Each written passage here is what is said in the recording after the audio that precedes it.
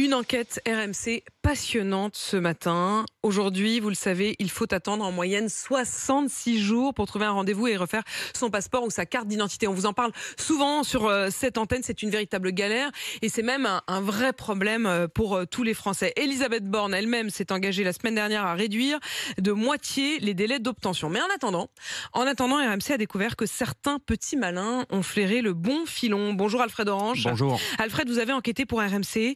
Il est aujourd'hui très facile de trouver un rendez-vous en quelques jours, une sorte de coupe-fil, si on paye quelqu'un sur Internet. Oui, tout se passe sur l'application Snapchat. Il suffit de taper un mot-clé dans le moteur de recherche, passeport, et là, des dizaines de profils apparaissent et proposent leurs services. Tous promettent des rendez-vous en un temps record, moins d'une semaine.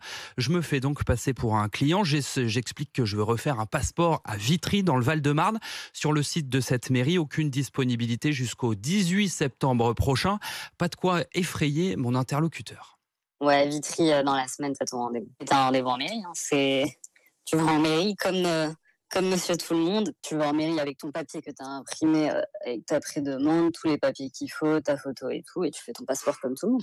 Alors cette prestation se paye 30 € en moyenne qu'on peut régler par virement, en espèces et même en crypto-monnaie. Les rendez-vous sont bel et bien pris, ils existent, ce n'est pas une arnaque comptée entre 3 et 10 jours. J'ai pu échanger avec plusieurs clients qui sont formels. Ils ont pu refaire leur passeport après avoir acheté leur créneau en mairie. Acheter leur créneau donc. Comment ils font ces vendeurs de rendez-vous pour trouver des créneaux beaucoup plus rapidement que tout le reste de la population ? Alors d'abord, ils ont des grosses compétences en informatique. Ces compétences, ils s'en sont servis lorsqu'ils ont dû eux-mêmes trouver des créneaux pour renouveler leur carte d'identité ou leur passeport. Ils se sont ensuite rendus compte qu'ils pouvaient en faire profiter des amis, des proches et ont fini par structurer leur service.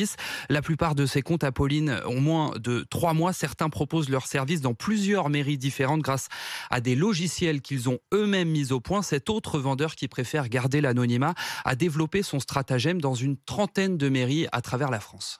Cela passe via une solution informatique, une application informatique qui parvient en temps réel à être informée des disponibilités de rendez-vous dans les mairies qui sont supportées par le service. Au vu de la période de l'été qui approche, nous avons une demande qui est accrue. Pour vous donner à peu près une fourchette, on est entre 30 à 60 rendez-vous, je dirais, par mois.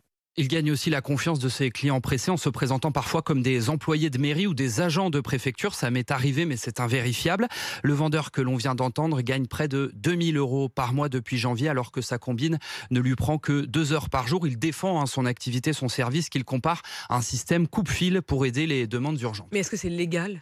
A priori, oui, en tout cas, Oui. rien ne l'interdit. Oui, pour tout vous dire, Mais j'ai appris... un rendez-vous pour aller refaire son passeport, normalement c'est un service public, c'est gratuit. C'est un flou juridique. J'ai appris la combine au ministère de l'Intérieur. Donc vous avez appelé le ministère rien. et vous leur avez appris que ça existait. Absolument, ils ont mis 2 jours à se renseigner, ils ont consulté leur service juridique qui au bout de 2 jours m'a certifié que tout ça n'avait rien d'illégal, aussi dingue que ça puisse paraître. Prendre des rendez-vous en mairie pour ensuite les revendre n'a rien d'illégal, c'est moralement inacceptable, fait savoir le ministère, mais ces vendeurs ne risquent rien pour le moment.